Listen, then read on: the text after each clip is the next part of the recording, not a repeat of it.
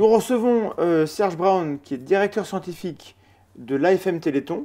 Est-ce que c'est bien ça, votre titre? Et en gros, qu'est-ce que vous faites? Oui, c'est bien ça. Je suis directeur scientifique de l'AFM Téléthon. En quoi ça consiste? C'est organiser, contribuer aussi, puisqu'on a des équipes qui sont dédiées à ça, à la recherche dans le domaine des maladies rares. Et donc, on a à notre disposition, grâce à la collecte du Téléthon, un fonds d'environ 65 millions d'euros investis dans des programmes de recherche tous les ans. Et donc ça existe depuis 1990, si je ne m'abuse. Et alors qu'est-ce qui a changé en 27 ans dans la recherche et dans la vie des patients? Donc, en réalité, le Téléthon a été lancé en France en 1987.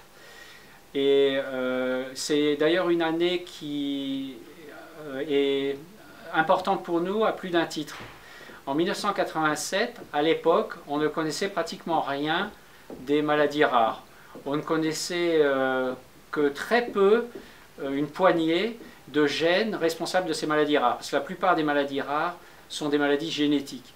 Et dans le domaine des maladies neuromusculaires, à elles seules, c'est plusieurs centaines de maladies différentes, celles qui touchent les muscles et le système nerveux, les neurones de la moelle épinière.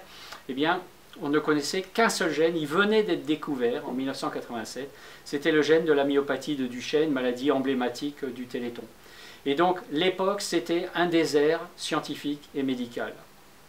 Et ce qui a changé depuis, c'est qu'on est passé de l'ombre à la lumière. On est passé d'une période de connaissances très limitée dans le domaine des maladies rares à aujourd'hui, plus de la moitié des gènes responsables des maladies rares connus, et il y en a plus de 8000 des maladies rares, et des traitements pour un certain nombre d'entre elles, alors trop peu encore aujourd'hui, mais d'ores et déjà des traitements dont certains sont très innovants, puisqu'on parle de thérapie génique, de thérapie cellulaire, ou de nouvelles formes de molécules. Donc c'est plus qu'un espoir, hein, en 30 ans, c'est 15 ans d'espérance de vie de gagner pour les maladies neuromusculaires du fait d'une meilleure prise en charge et des traitements dont certains sont des traitements aujourd'hui reconnus par les autorités de santé, remboursés par les autorités de santé pour des maladies qui jusqu'à présent n'avaient aucune possibilité de traitement. La moitié d'entre elles sont mortelles, c'est des maladies qui tuent les personnes et d'ailleurs très souvent dès l'enfance parce que la moitié d'entre elles touchent les enfants, avec parfois des espérances de vie qui ne dépassent pas quelques mois à quelques années. Et donc on est passé d'une période sans aucune connaissance à la connaissance des maladies, une meilleure compréhension des mécanismes en jeu et des pistes thérapeutiques. Les pistes thérapeutiques, elles sont de trois ordres. La thérapie génique, c'est ce qui tombe sous le sens quand on parle de maladies génétiques, puisque le principe consiste à véhiculer, à administrer le gène sain pour suppléer le gène malade. Mais on ne peut pas balancer un morceau de gène, un ADN, un morceau d'ADN comme ça dans l'organisme, il est tout de suite détruit. Il faut ce qu'on appelle un vecteur, donc il faut un transporteur de gènes. Et ces vecteurs sont issus de la nature, c'est ce qu'on trouve dans la nature, en particulier les virus. Ce sont, paradoxalement, des choses qui font peur, hein, parce qu'un virus, on le rattache tout de suite à une maladie, mais il y a des virus qui ne provoquent aucune maladie. Mais même les virus qui provoquent des maladies, on les utilise comme médicaments. C'est l'exemple du virus du sida. Le virus du sida, on l'utilise aujourd'hui pour véhiculer des gènes dans les cellules, en particulier les cellules du sang ou les cellules de la moelle osseuse. Et ça permet aujourd'hui de traiter des maladies qui touchent le système immunitaire, c'est les cellules du sang qui permettent à nos défenses naturelles de fonctionner, c'est celles qui fabriquent les anticorps, celles qui luttent contre les microbes. Elles trouvent leur origine dans la moelle osseuse et on peut véhiculer des gènes dans les cellules de la moelle osseuse, dans les cellules du sang, et corriger ainsi des défauts génétiques dans des maladies mortelles qui touchent le système immunitaire, ce qu'on appelle la maladie des bébés bulles. En fait, c'est tout un ensemble de maladies. Et grâce au fonds du Téléthon, aujourd'hui, il existe un médicament qui est reconnu depuis un peu plus d'1 an maintenant au niveau européen, qui permet de guérir des enfants bulles qui peuvent sortir de leur bulle au bout de quelques semaines et mener une vie normale. On a aujourd'hui 20 ans de recul, donc ce sont des enfants qui sont devenus des adultes et qui vivent comme vous et moi. Et cette piste thérapeutique-là, elle ouvre le champ à beaucoup d'autres maladies du sang, des maladies qui touchent les globules rouges comme la drépanocytose, mais aussi des maladies du cerveau comme l'adrénoleucodystrophie, qui trouve son origine dans un défaut dans des cellules de la moelle osseuse en réalité, même si ça touche le cerveau. Et puis aussi des maladies osseuses, et on voit maintenant de nouveaux projets émerger pour traiter des maladies génétiques, des os, mais qui trouvent aussi leur origine dans la moelle osseuse. Et c'est un exemple d'avancée où on fait une preuve de concept dans une maladie bien précise, mais on ouvre le champ à beaucoup de maladies. Et ce type d'exemple, on pourrait le multiplier à l'envi. On a aujourd'hui des traitements qui arrivent, ce qu'on dit sur le marché, c'est-à-dire qui sont reconnus par les autorités de santé pour des maladies musculaires.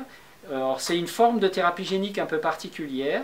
Ce sont des molécules qui ont la capacité de faire fonctionner des gènes en dépit de leurs défauts génétiques. Alors, après, c'est des termes barbares que je vais évidemment vous épargner, mais ces molécules, on les appelle des antisens, aujourd'hui permettent de traiter certaines formes de myopathie de Duchenne, une myopathie mortelle, et la myotrophie spinale infantile, une maladie de la moelle épinière qui elle-même est mortelle aussi dans la moitié des cas. Et cette nouvelle forme de médicaments, les antisens, sont en train d'être développés également pour tout un ensemble de maladies génétiques et non génétiques. Parce qu'on peut moduler n'importe quel gène finalement avec des molécules que l'on conçoit pour ça. Ça devient une médecine personnalisée. Et on rentre dans le champ un peu de la médecine personnalisée. Et tout ça sont des innovations qui évidemment n'existaient absolument pas à l'époque du premier Téléthon, qui ont demandé pratiquement une génération pour émerger et qui aujourd'hui déboulent littéralement dans le domaine de maladies rares, en particulier neuromusculaires, mais aussi dans des maladies aussi fréquentes que l'hypercholestérolémie. L'excès de cholestérol, ça ne concerne pas que certaines familles, ça concerne un peu tout le monde. Des maladies infectieuses, des maladies cardiovasculaires et aussi en oncologie. On a ainsi toutes sortes d'exemples d'innovations qui ont été permises grâce au Téléthon et qui commencent à se décliner pour de plus en plus de maladies. Vous avez répondu à plein de questions en même temps, c'est très bien. Maintenant, les enfants bulles sortent de leur bulle et ils y restent combien de temps dans leur bulle, entre guillemets? La maladie des bébés bulles, c'est en fait une centaine de maladies différentes. Et il y a des formes extrêmement lourdes qui font que malheureusement ces enfants décèdent au bout de quelques mois. Donc il faut intervenir avant cette échéance-là. Et dans d'autres cas, ils peuvent vivre de manière pas normale puisqu'ils sont dans des bulles, confinés dans leur bulle, sur leur lit ou dans une chambre complètement stérile pendant des années. Mais évidemment, ce n'est pas une vie qui est très satisfaisante. Et en plus de ça, comme leur défense immunitaire ne fonctionne pas, ils peuvent développer des cancers, puisque vous et moi, on fait des cellules cancéreuses tous les jours. Simplement, notre système immunitaire les élimine, parce qu'ils fonctionnent. Mais eux, ils ne fonctionnent pas. Donc, ils ont tendance à développer aussi des cancers qui vont les emporter très très vite. Donc, leurs conditions de vie sont très très dures. Je pourrais parler aussi d'une autre maladie qui est une myopathie, qui est la myopathie myotubulaire. Alors, la myopathie myotubulaire, c'est une maladie qui touche les muscles spécifiquement et qui conduit à la mort dans 50% des cas avant l'âge d'1 an. Donc, ce sont des enfants qui sont tellement faibles qu'ils ne peuvent pas respirer par eux-mêmes. Et d'où le fait que très vite, ils sont tellement faibles qu'ils vont mourir. Même si on leur apporte des appareils respiratoires, on n'arrivera pas à les sauver. Et là, il y avait, jusqu'à il y a très peu de temps, aucun traitement pour ce type de maladie. Or, grâce au Téléthon, a été développé ici, à Généthon, qui est un laboratoire issu des fonds du Téléthon, qui est dédié à la thérapie génique des maladies rares, a été développé un traitement par thérapie génique, qui consiste avec un virus qui est un virus qu'on appelle AAV, c'est un virus qui ne provoque aucune maladie ni chez les humains ni chez les animaux, et qui est quand même modifié de sorte qu'il ne peut pas se propager, mais il a la propriété, lorsqu'on l'administre dans le sang, de se distribuer très largement dans l'organisme et en particulier dans les muscles. Il porte le gène qui est défectueux dans la myopathie myotubulaire, c'est un gène qui permet de fabriquer une enzyme dans les muscles, et donc les muscles vont fabriquer l'enzyme qu'ils étaient jusqu'à présent incapables de synthétiser, et ça permet de sauver des souris atteintes de cette maladie, et même des labradors, des chiens qui développent spontanément cette maladie. Des labradors avaient été trouvés en particulier au Canada et aux États-Unis, qui étaient porteurs de la même mutation génétique que les humains. Et bien lorsqu'on traite ces chiens avec cette thérapie génique, on les sauve. Mais j'ai des questions plus orientées sur l'éthique. Parce qu'à l'époque du séquençage du génome, on a beaucoup de gens qui ont craint, enfin même il y a eu des vraies tentatives de breveter le vivant, de breveter le génome. Est-ce qu'on en est, on en est où de cette idée, de cette relation entre votre travail et le brevetage du vivant? Le génome ne peut pas être breveté. On ne peut pas breveter les séquences génétiques. En revanche, on peut breveter les applications thérapeutiques qu'on peut en faire. C'est de la même manière. D'ailleurs, on peut breveter, l'insuline aurait pu être brevetée dans les années 50. Il y a des protéines qu'on peut breveter, mais en l'occurrence, les gènes qui permettent la fabrication de ces protéines, on ne peut pas les breveter.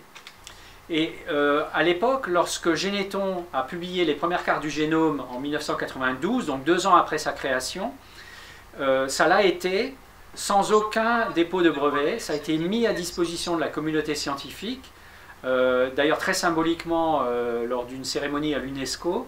Les cartes du génome que Généton avait publiées et qui allaient permettre l'accélération de la découverte des gènes et du décryptage du génome humain l'ont été sans aucun dépôt de brevet. Aujourd'hui, on peut déposer des brevets sur des médicaments, ça c'est logique. Mais la séquence génétique par elle-même, elle n'est pas brevetable. Ce qu'on peut breveter, c'est les applications qu'on va en faire.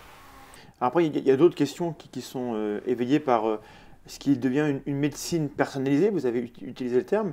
C'est le fait que, comme on améliore les diagnostics, il y a une crainte de dérive eugéniste, dont on parle depuis longtemps. Qu'est-ce qu'on peut répondre à cette inquiétude-là? Alors, c'est surtout un fantasme, l'eugénisme en l'occurrence. Parce que si on explique que grâce à un test génétique, on peut faire en sorte que une maladie qui est mortelle, pour laquelle éventuellement il n'y a pas de traitement, ou pour laquelle il pourrait y avoir un traitement, peut être éliminée, j'imagine mal qu'on dise « Ah ben non, il faut laisser mourir les enfants, il faut laisser la maladie perdurer dans la population ». De la même manière qu'on vaccine contre des microbes, on peut se prémunir de certaines maladies génétiques. Donc ça n'est pas de l'eugénisme.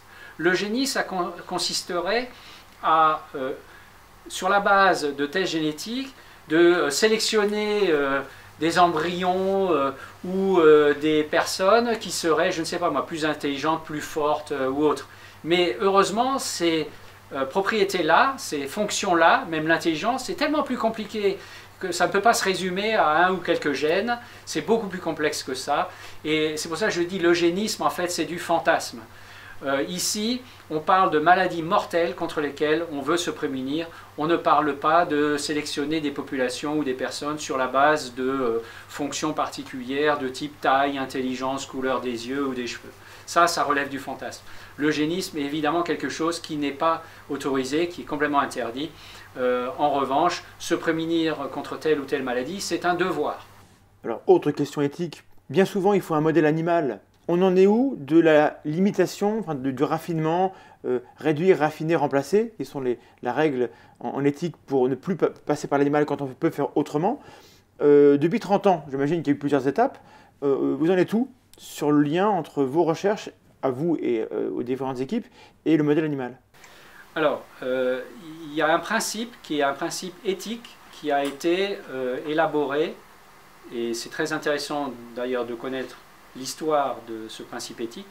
Il a été élaboré en août 1947 à la suite du procès des médecins nazis de Nuremberg, et qui dit très clairement que tout médicament, tout le fruit de toute recherche et qui serait administré à des humains doit préalablement avoir été évalué chez l'animal. On ne peut pas imaginer qu'on va passer directement d'une idée, d'une recherche, à l'administration à des humains. Ça n'est pas éthique. Maintenant, les recherches, c'est un continuum. Ça commence par les molécules, la biologie moléculaire, les gènes, etc. La biologie des cellules, des organes, des organismes entiers et des humains, seuls ou au sein d'une population. On va du plus simple au plus complexe. Et on ne peut pas imaginer extraire un aspect et se focaliser là-dessus parce qu'on perdrait l'intégration de l'ensemble de ces systèmes. Les recherches s'appuient en premier lieu sur des cellules. On essaye de modéliser des maladies par des cellules, par exemple prélevées chez des malades ou rendues malades. On peut induire des mutations génétiques, par exemple, dans une cellule et la rendre malade aujourd'hui. Ou on peut prélever des cellules chez des malades, les mettre dans des boîtes de culture et essayer de reproduire certains paramètres d'une maladie. Mais on ne peut pas reproduire avec une brique le fonctionnement d'un gratte-ciel. Ça n'est pas possible. Donc imaginez à l'échelle de la biologie qui est autrement plus complexe qu'un gratte-ciel, on ne peut pas réduire la complexité de la biologie à simplement des cellules ou même à des modèles d'ordinateurs, parce que par définition ça voudrait dire qu'on sait tout de la vie, qu'on sait tout, qu'on peut tout intégrer, donc tout modéliser. Évidemment, non. La biologie et la vie est tellement complexe qu'on est vraiment très loin de tout connaître. Mais ça commence souvent par des modèles de culture cellulaire. Par exemple, ici, tout près d'ici, il y a un laboratoire qui s'appelle ISTEM, qui développe des travaux sur des cellules souches, alors qu'elles soient des cellules souches embryonnaires ou des cellules qu'on appelle induites à la pluripotence, donc des cellules prélevées, des cellules adultes, et que l'on peut ensuite modifier pour en obtenir un très grand nombre, et puis ensuite les spécialiser dans tel ou tel tissu ou organe, eh bien, ce laboratoire, qui est le plus grand d'ailleurs en France, ne fait que ça. Il essaye de reproduire certains paramètres pathologiques pour ensuite tester des médicaments potentiels, soit des médicaments connus, soit de nouvelles molécules, sur ces paramètres reproduits en culture. Mais ensuite, une fois que ce travail est réalisé, avant de pouvoir espérer traiter des humains, et ça c'est encore une fois une obligation éthique, on ne peut pas faire autrement, et d'ailleurs la Commission européenne vient de le rappeler dans son dernier rapport qui est sorti il y a quelques jours. Les modèles cellulaires sont imparfaits, insuffisants, et donc il faut continuer à valider ensuite chez l'animal ce qui a été réalisé sur des cultures de cellules. On peut raffiner les modèles aussi loin que l'on veut, on ne reproduira pas un être vivant en entier, on ne sait pas le faire et on n'est pas prêt de savoir le faire. C'est exactement les conclusions auxquelles on est arrivé. Et donc les recherches, à un moment donné, ça passe par les animaux. Je précise ma question, pour avoir une réponse peut-être plus forte ou plus convaincante. Il y a des gens qui vont dire, le modèle animal, en lui-même, il n'est pas assez raffiné pour rendre compte de ce qui se passe chez l'humain. La souris n'est pas un être humain, son métabolisme n'est pas exactement le même. Donc, et certaines molécules qu'on a testées qui marchent chez la souris ne marchent pas chez l'humain. Et inversement, on a des effets secondaires. Est-ce que du coup, malgré tout, c'est utile de continuer? Il est tout à fait vrai que les modèles animaux, que les animaux étant différents des humains, les modèles animaux de pathologie sont imparfaits. Ils le sont quasiment tous. Mais ils sont beaucoup moins imparfaits qu'une cellule extraite de son contexte biologique. Et il y a des animaux qui développent des maladies parce qu'ils ont des systèmes sanguins, ils ont des muscles comme nous, ils ont des cerveaux, ils ont un mode de fonctionnement qui est très similaire au nôtre. Ça commence par de l'ADN, du matériel génétique, la fabrication de protéines, et tout ça, ça fonctionne de manière intégrée comme on le fera nous. Et lorsqu'on administre un produit, il va se distribuer dans l'organisme, il va être métabolisé d'une certaine manière, parfois de la même manière et parfois de manière différente. Et on apprend aussi des différences. On apprend, la maladie rare, c'est une différence en soi d'ailleurs. C'est une différence par rapport à l'ensemble de la population, et grâce à l'étude de ces différences, on a appris des choses, des mécanismes fondamentaux de la biologie et qui ensuite, par exemple, la progéria, qui est une maladie très très rare qui touche 25 familles en Europe, ça a permis de mettre le doigt sur un mécanisme fondamental du vieillissement et qui nous concerne tous. Mais c'est en étudiant cette maladie rare qu'on a appris ça. Et de la même manière, les modèles qui sont étudiés, de la molécule à la cellule, à l'organe ou l'organoïde et à l'organisme entier, ça va de la mouche, du petit ver à la souris ou au chien et même au macaque ou au singe, aux primates non humains, bien, nous apprennent énormément de choses qui ensuite peuvent bénéficier à la fois aux humains, mais aussi aux animaux, soit dit en passant. Et donc ces recherches, d'un point de vue scientifique, elles sont tout simplement indispensables. On ne peut pas s'en passer. Rien ne peut être administré à des humains qui n'ait pas au préalable été, ne serait-ce qu'en termes de sécurité, évalué préalablement chez l'animal.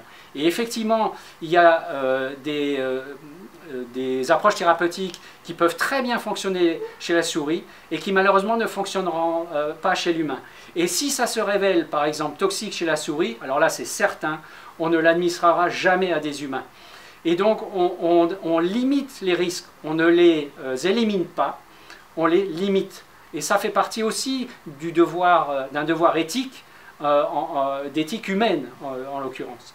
Dans les différentes questions qu'on a par rapport à votre mode de fonctionnement, vous dites qu'il y a plus de 8000 maladies rares. Enfin, les chiffres évoluent, hein. Moi j'ai vu 6000 d'un côté, 7000 ailleurs, vous me dites 8000. J'imagine bien que plus on cherche, plus on en trouve. Comment on choisit quelle maladie, sur quelle maladie on va travailler, on va dépenser de l'argent, on va canaliser les fonds, parce qu'on ne peut pas tout faire. Comment on fait ce choix et avec quel risque derrière d'une médecine à deux vitesses? Une association, quelle qu'elle soit, évidemment, ne peut pas tout faire, même avec des moyens importants.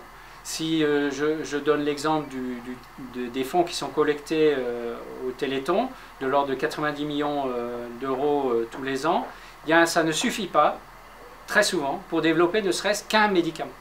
Donc on est loin de pouvoir tout faire, même avec des moyens qui sont très importants.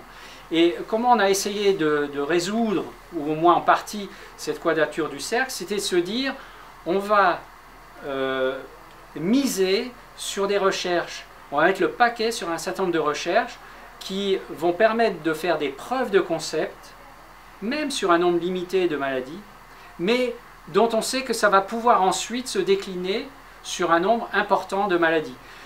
Quand je parle des bébés bulles, c'était en fait une ou deux maladies sur lesquelles on s'était focalisé, mais maintenant, grâce à la thérapeutique qui a été mise au point, on sait qu'on va pouvoir, et d'autres vont pouvoir, traiter beaucoup de maladies différentes, du sang, du cerveau, des os. Lorsqu'on vient avec un vecteur qui est capable de délivrer des gènes dans des muscles pour une myopathie particulière, la myopathie myotubulaire, eh bien, on vient avec un outil qui va pouvoir être utilisé pour délivrer des gènes dans des muscles pour beaucoup d'autres maladies, mais pas seulement des maladies musculaires d'ailleurs, parce que le muscle, ça peut servir à fabriquer des hormones qui vont circuler dans le sang et qui vont traiter des maladies très très différentes, y compris des maladies immunitaires par exemple.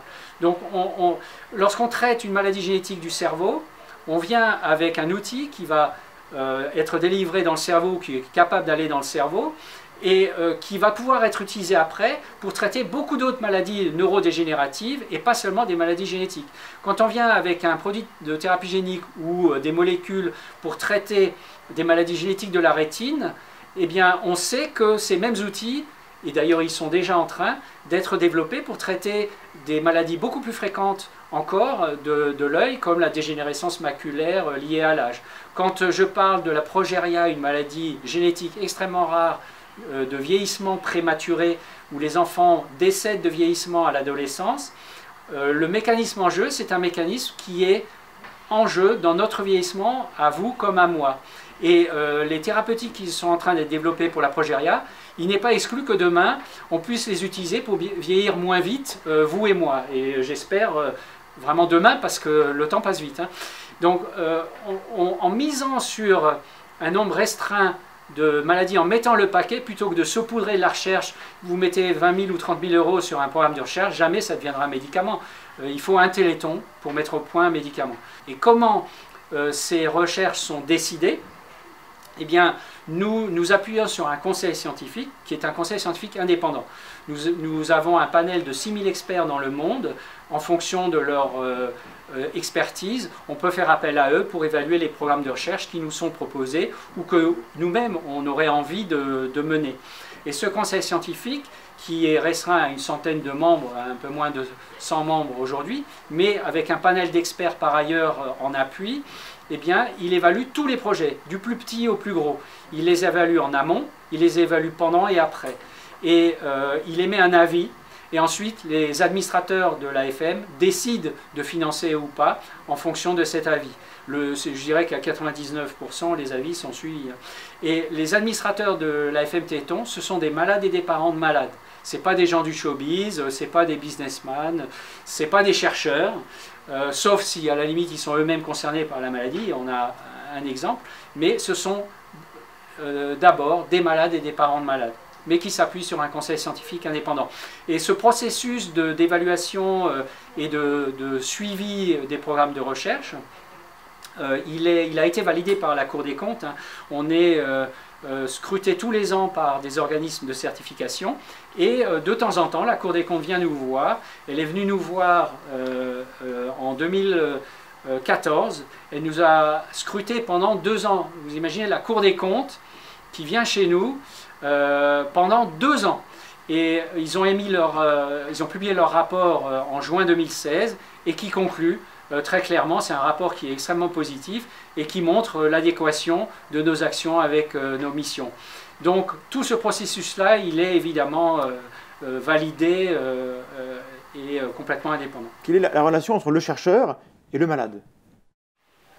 Ça, c'est la relation entre les malades et le monde de la recherche et le monde de la médecine était complètement distendue à l'époque.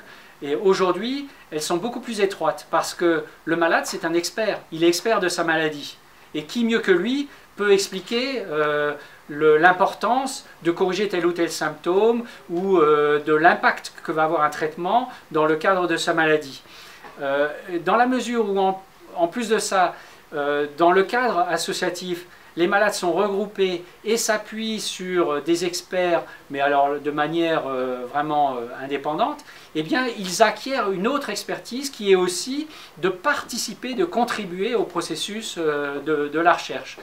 Et ce que l'on a aussi instauré dans le cadre de l'AFM Téléthon, ce sont des groupes de travail qui combinent, qui rassemblent des représentants de malades, des cliniciens, et des chercheurs et qui réfléchissent ensemble à des problématiques de recherche. Est-ce qu'il y a tel ou tel domaine qui n'a pas encore été assez exploré et qui mériterait qu'on y mette peut-être des moyens? Parfois, il y a des projets qui sortent de ces réunions de travail.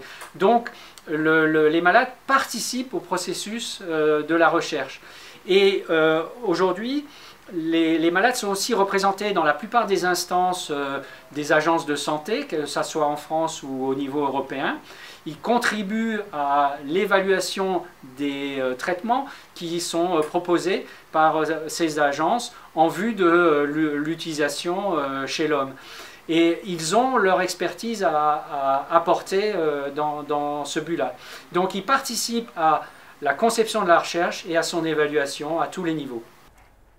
Hop, je rallume le micro. Ok, je pense qu'on va pouvoir conclure avec une ou deux questions. Je ne vais pas rentrer dans le détail de c'est quoi une thérapie génique, une thérapie cellulaire, etc. On aura des illustrations, je pense, visuelles pour montrer un peu. Puis c'est un peu technique. Et... Pardon ? Avec Anselme Perrier, vous l'aviez fait, puis je l'ai évoqué aussi dans mon intervention. Donc moi j'ai deux questions. Donc la finale, ce sera quels sont les défis à l'heure actuelle, sur quel projet vous travaillez. Mais avant, il y a quand même la question je dirais un peu politique. Comment ça se fait qu'il a fallu une association? Comment ça se fait que ces recherches-là, l'État ne les prend pas en charge? Ou peut-être qu'il les prend un peu en charge, en tout cas, il faut que vous soyez là. Et dans quelle mesure on peut justifier le fait de demander de l'argent pour des maladies rares, alors qu'il y a plein de maladies qui touchent plein de gens, et on pourrait dire, finalement, il vaut mieux utiliser 1 euro pour une maladie qui touche plein de gens, plutôt qu'une maladie qui touche qu'une personne. Alors, est-ce que l'État fait le choix de ne pas vous financer pour ces raisons-là, ou est-ce qu'il y a d'autres raisons pour lesquelles l'État ne finance pas, ou pas assez, ou pas en totalité, ces recherches. Si on revient à l'origine du téléphone, à cette époque-là, très peu de laboratoires travaillaient sur les maladies rares. Parce qu'il fallait pratiquement 10 ans de recherche pour identifier le gène responsable d'une maladie, et sans garantie de succès. Donc quel est le laboratoire, même universitaire, qui prendrait ce risque de travailler pendant 10 ans pour rien et qui n'aurait aucune chance de décrocher des subventions pour baser sur le fruit de ses recherches. Donc pendant 10 ans, c'est impossible. Et ne parlons pas des laboratoires privés. Donc personne ne s'y intéressait. D'où le fait que, oui, il y a eu un appel à la générosité publique pour venir en aide à des maladies qui, parce qu'elles sont multiples, le nombre ne fait qu'augmenter parce qu'on en découvre toujours plus. On pense qu'il y en a, aujourd'hui on en connaît à peu près 8000, mais on pense qu'il y en a même le double. Mais on n'en sait rien, petit à petit on les découvre. Toutes les semaines on découvre des gènes responsables de maladies. Donc ce nombre évolue en permanence. Et ces maladies pour lesquelles il n'y avait aucun soutien. Donc la générosité publique vient là. Mais elle vient aussi dans un but d'intérêt général, parce que le fruit de ces recherches, on s'aperçoit qu'il bénéficie aussi à bien d'autres maladies qui ne sont pas nécessairement des maladies rares. Les maladies du cerveau, il y en a beaucoup qui ne sont pas rares. Les applications de la thérapie génique, elles sont extrêmement vastes et bien au-delà des maladies génétiques. Les antisenses, ça va révolutionner la médecine, littéralement, parce qu'on peut moduler le fonctionnement de tellement de gènes, on peut moduler le fonctionnement des cellules, des organes, et intervenir sur énormément de maladies, peut-être, j'en sais rien, mais ça va vraiment révolutionner la médecine. Et ça vient du monde de la recherche sur les maladies rares. Pourquoi l'État ne financerait pas tout? Parce que l'État lui-même ne peut pas tout faire. Et au fond, on est dans un processus très participatif, très démocratique. C'est la population, c'est les malades qui se lèvent, qui se dressent, qui s'unissent pour se doter de moyens et en fait doter la recherche de moyens pour travailler dans ce sens. Donc c'est une recherche très citoyenne, très participative. C'est assez curieux un petit peu, parce que d'un côté on dit oui, mais alors pourquoi l'État ne devrait pas tout faire? L'État, je ne suis pas sûr qu'il ait à tout faire, et que parfois tout laisser juste entre les mains de l'État, ce n'est pas nécessairement la meilleure des choses à faire. Ceci dit, on est dans un processus très participatif, très collaboratif, où l'État intervient, le public intervient, les malades interviennent, tous les acteurs, les chercheurs, les médecins, et aussi les industriels maintenant interviennent, et c'est un autre défi pour nous, de manière très collaborative, très ordonnée dans le champ des maladies rares, et je pense que c'est même un exemple qui pourrait faire école pour bien d'autres pathologies. On a beaucoup à apprendre des maladies rares, et pas seulement en termes de recherche fondamentale, mais aussi de recherche appliquée, et aussi dans la manière dont les choses s'organisent en termes d'efficacité. On a beaucoup à apprendre des maladies rares. On a des gens là qui sont dans des situations où ils ont quelqu'un qui est malade autour d'eux. Sur quel résultat on peut compter dans 5 ans? Je sais que les boules de cristal, c'est pas possible, mais qu'est-ce que les gens peuvent attendre dans les 5 prochaines années des travaux qui sont faits à l'heure actuelle? On est dans une phase d'accélération des fruits de la recherche en réalité.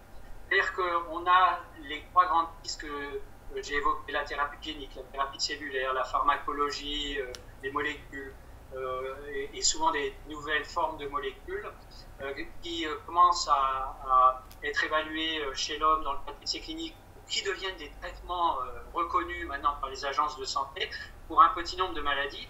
Et ces thérapeutiques-là sont en train de se décliner sur un angle de plus important de maladies. Donc il y a une vraie accélération des applications. On arrive à l'ère industrielle. Au niveau de la production, il faut des outils de production de ces nouvelles formes de médicaments qui sont à inventer, qui sont en train d'être inventés. Et ça, c'est l'autre défi. Donc, on peut percevoir pour les prochaines années, c'est la reconnaissance de traitements qui sont actuellement en essai clinique dans des maladies pour lesquelles il y avait encore un peu d'années rien. Je pense à l'amyotrophie spinale infantile, la myopathie du chêne, qui sont un peu les maladies emblématiques des tons, mais aussi en ophtalmologie, dans les maladies neurodégénératives, dans des maladies du foie, de la peau. Et le système immunitaire, je pense que là, c'est plus que des espoirs, c'est réalité, parce que ce sont des traitements qui existent déjà maintenant dans ces maladies-là, parce que c'était paradoxalement ce qui était le moins compliqué à aborder par rapport aux autres maladies que j'ai citées. Et donc, je pense très raisonnablement que dans les 5 ans, d'ailleurs, c'est un objectif qu'on se fixe, on verra au moins une dizaine de médicaments nouveaux dans les maladies neuromusculaires, ne serait-ce qu'elles. Je ne parle même pas d'autres maladies rares où ça va se multiplier. On voit des startups émerger, des entreprises de biotechnologie qui sont plus créatrices d'emplois, génératrices d'emplois, qui sont en train de fleurir sur le terreau de ces recherches sur les maladies rares et qui vont se développer et accélérer la mise à disposition de ces traitements. Et il est très probable aussi que l'industrie pharmaceutique va s'engouffrer maintenant dans cette recherche qui est très risquée pour elle et qui est risquée d'une certaine manière par tous ces travaux qui sont issus notamment des fonds du Téléthon. Et cet écosystème est un vrai écosystème qui est en train de se créer et qui, je l'espère très fermement, mais je dirais même raisonnablement, va déboucher sur un nombre en croissance exponentielle de traitements dans les maladies, dans les années qui viennent. Donc c'est très positif, on est très optimiste, enfin raisonnablement optimiste, disons. Du coup, là, la vidéo devrait sortir tout début décembre et les gens peuvent déjà peuvent se renseigner ou donner au Téléthon. Et si les gens veulent se renseigner sur une maladie éventuellement dans leur famille, comment ils font? Alors, il y a des outils pour ça. Ça a été aussi construit pour eux. Il y a des sites spécialisés. Vous avez Orphanet, qui est un site qui est géré par l'INSERM et qui a été lancé et qui est financé d'ailleurs en partie par le Téléthon.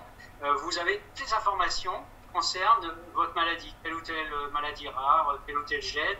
Vous avez un portail qui vous donne accès à l'information, les centres de référence pour les prises en charge des malades, les recherches qui sont en cours, les centres des essais cliniques s'il y en a, etc. Ce genre d'information est disponible, on peut le trouver. Évidemment, on peut aller sur le site de l'AFM Téléthon. On peut aller. Vous avez aussi Orbis, qui est une association européenne qui est un peu la voix des malades au niveau européen, qui a été fondée d'ailleurs par le Téléthon et dont on est un financeur important, qui regroupe les principales associations européennes dans le domaine des maladies rares, qui apporte aussi énormément d'informations. Vous avez la plateforme Maladies Rares à Paris, à Bruxelles, où ces associations sont également représentées. D'accord. Merci beaucoup d'avoir répondu à nos questions, Serge Brown. Et continuez de trouver, c'est important. Oui, et rendez-vous les 8 et 9 décembre pour le prochain Téléthon, 36-37 et téléthon.fr. Voilà, tout est dit. Merci beaucoup.